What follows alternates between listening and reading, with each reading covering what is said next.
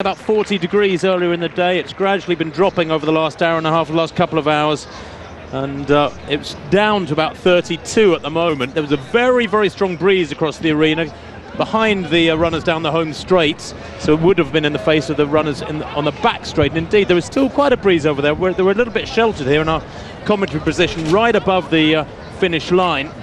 So it's not ideal conditions just yet. Certainly that wind on the back straight will have affected, for example, the 400-metre hurdlers here. Bershon Jackson amongst them. Well, certainly we are seeing in the commentary position pictures to Al Jazeera, so we apologise if we've talked across pictures just a little bit thus far. We're doing our best to get back on track. And that track, as Tim said, is the first heat of the men's 100 metres.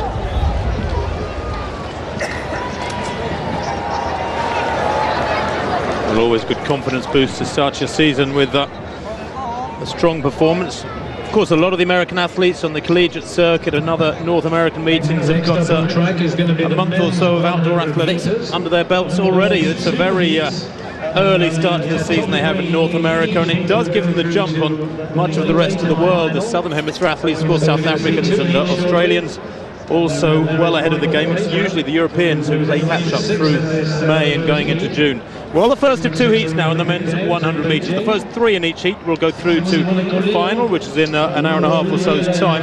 Simone Collio, Italian, he goes in lane 7, the 30-year-old, set an Italian national record for 60 metres winter before last. And a man who's in pretty good form considering his age. Just give you that line up from the far side. You can see Clark there, he goes in lane 4, but lane 1 is empty. Yahya Habib of Saudi Arabia goes in lane 2. Second of the World Youth Championships back in 2003, but it hasn't really progressed, the 24-year-old. His personal best, 10:28. Bilal Al-Salfa of the United Arab Emirates goes in lane 3. Then Ron Clark, there he is in the dark strip. He goes in lane 4, and somewhat bizarrely wearing gloves in both hands, I think. There's Habib in the green.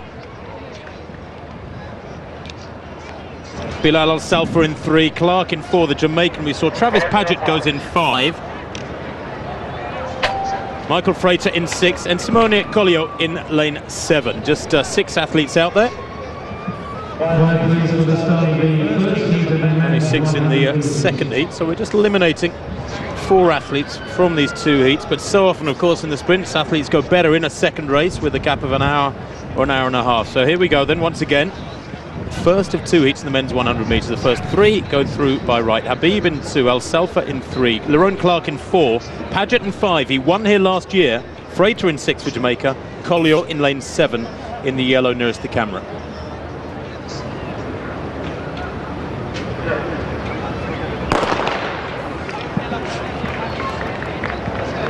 Well, away they go. And a pretty good start there from Lerone Clark. Clark going well at the moment, coming through on the near side is Frater. Frater and Clark it is, but Clark, I think, got the better start and is very, very tight at the line there. I think Frater just taking that one maybe by the tiniest margin. Look at the time, 9.96. The wind behind them, well, I mentioned it was strong, plus 2.9. So that time invalidated for a record or personal best purposes, but nonetheless 9.96 seconds indicates very, very crisp sprinting there from Michael Frater, the 27-year-old Jamaican. He was 6th in the Olympics in Beijing in 9.97. That, unfortunately, that time won't count for a new personal best, even if it is confirmed, because of the strength of the wind. Yeah, Clark, the Jamaican, in that 4th lane, 3rd from the right of your shot, comes through very strongly. So does Frater on the near side. Frater finishes a little bit more momentum, doesn't he? And he gets through. But those 2 very, very strong contenders, not really flat out. So 9.97 for Michael Frater. Yeah, and sorry, Stu, good sprinting there from Clark, 9.98 in second place, and Collio makes it through as well as one of those 3 automatic qualifiers with 10.11, the Italian. It's Travis Paget, the man who won this meeting last year, who has to sit out and see if he'll go through as the fastest loser. His time in 4th place, 10.12. So Barrios of Cuba from Samuels of Australia and Perkovic of Croatia. Well, we go down to the start of Heat 2. You've got that lineup on your screen, I hope, right now. Roberto Donati of Italy in 1, Said Nduri of Norway in 3, I should say in lane 2 and 3, lane 1 not being used. Then Asafa Powell of Jamaica in lane 4. But let's go through them one at a time. Donati, the Italian, in the World Championship 4x1 for Italy. They were 4th in that championship. He's got a best of 10.34, so he's going to need a lot to find here, I would think. Well, there is I think man Cantwell, who is being interviewed by local television. Cantwell with that shot put competition, winning with 21 metres 82. It is a world lead. It's a new meeting record from Cantwell. He did it twice in lanes 3 and lane 4. In rounds 3 and round 4. And he built up through the early rounds too. He opened with a 21.32, then a 21.63, then a brace of 21.82 efforts. He won by well, some 68 centimetres from Ralph Bartels, who, the German, having a great competition as well with 21.14. And Reese Hoffer, 21 metres exactly, came in his second round after Bartels' opening effort being his best. Well, we've caught up with a lineup on our screen anyway of Samuel Francis of Qatar in the 7th lane. Donati, we did see him in lane 2. Said Nduri in 3, the Norwegian. Asafa Powell in lane 4. Ray Edwards of the United States in 5, Nesta Carter, Jamaica in 6, and then Samuel Francis in lane 7. Well, Asafa Powell, no performance this year, but remember it was here he ran 9.77. He's the 3rd fastest ever man at 9.72. 10 seconds nowhere near the barrier for these boys now. Bolton, Tyson and Gay, the only 2 to have run faster than this man in the world. It's the first 3 plus the 2 fastest losers that go through to the final. Powell in the yellow stripe. Well, Powell gets a very good start indeed, so does Nesta Carter of Jamaica, and here comes Asafa Powell, followed by Said Nduri. Powell going brilliantly at the moment, and Powell comes through very strongly. Said Nduri in 2nd place, and the time 9.75. 9.75 for Asafa Powell.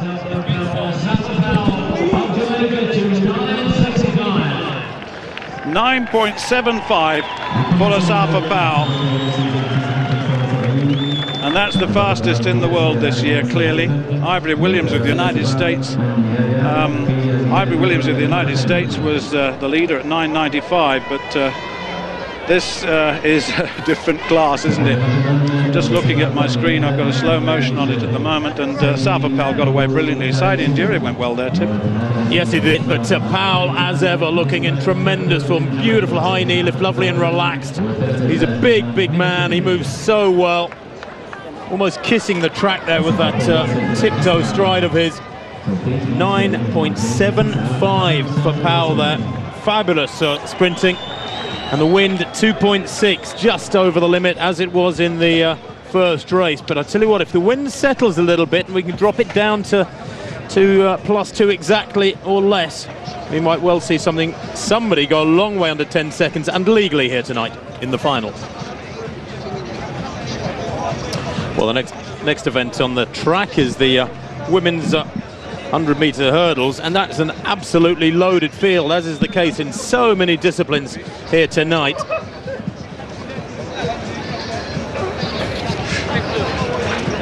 Amongst them at her 2nd attempt, so has Shanti Howard.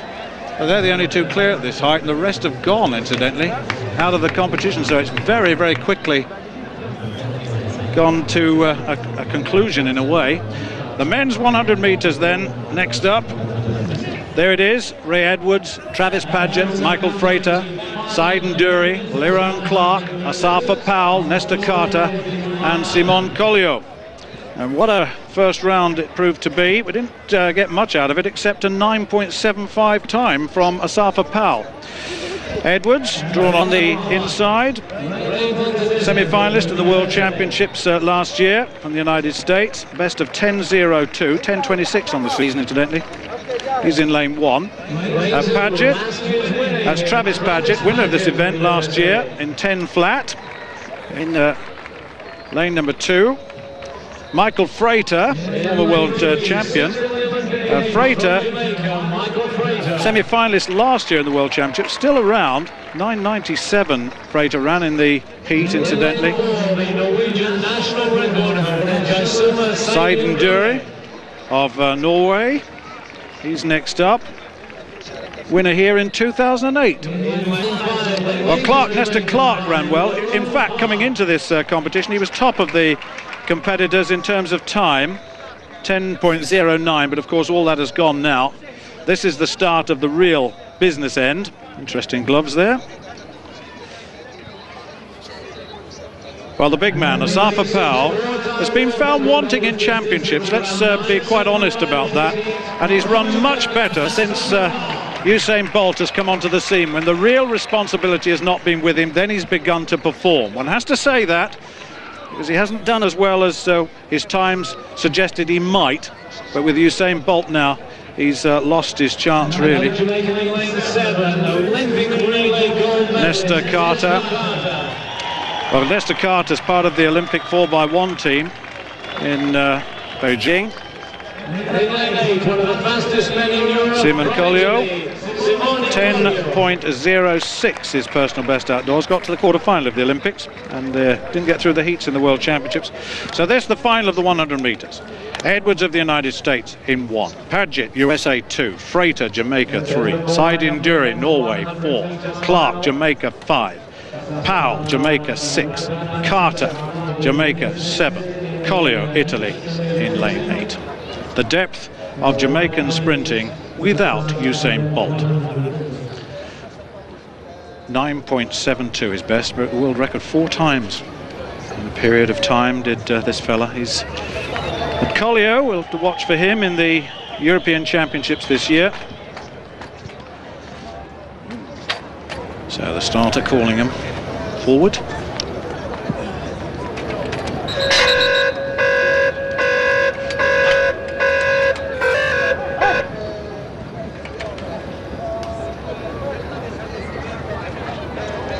Just being held up for the moment. I'm not sure what the problem was there, Stuart. There's still quite a lot of noise in the arena. Next event after this will be the men's 5,000 metres. Then that women's 400 metres will round off the programme here in Doha. Conditions, now, well, it has settled a little bit, Stuart, but there's still a fair bit of breeze over there at the far end. You may have seen a green card raised there. Now, a green card, remember there's 1 false start in sprints, but a green card indicates that it was a technical offence, not the fault of the athlete. So the athlete's not penalised in any way. But remember now, 1 false start and you're out. It's pretty severe if you get it wrong. Edwards, Paget, Frater, Seiden Dury, Clark, Powell, Carter, Collio. The final of the men's 100 metres.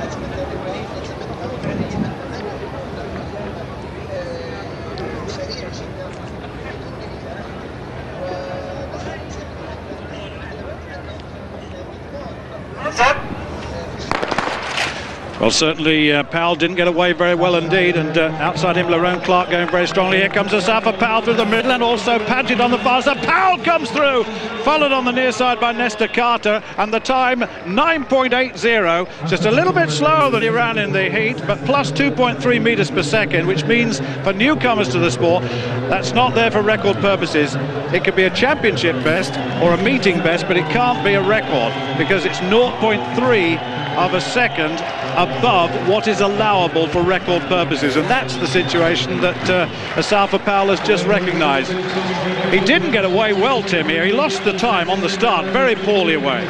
I don't know what was going on in his head, because look, he's even running on the line there. He's outside his lane, he's all over the place. Dreadful start from Powell. I guess in these early season races you're entitled to be ironing out the technical glitches, but gosh, he's had glorious weather down there in Jamaica to train under for several months, and you'd thought he might start a bit better than that, especially when it's his second start of the evening. Whether or not he was just a little bit too relaxed, he knew he'd got that sort of feel in the palm of his hand, I'm not sure. There was a sort of nonchalance and a swagger to the way he crossed the line there, and he doesn't look too bothered, but technically I suspect his coach will have a little word with him about that one.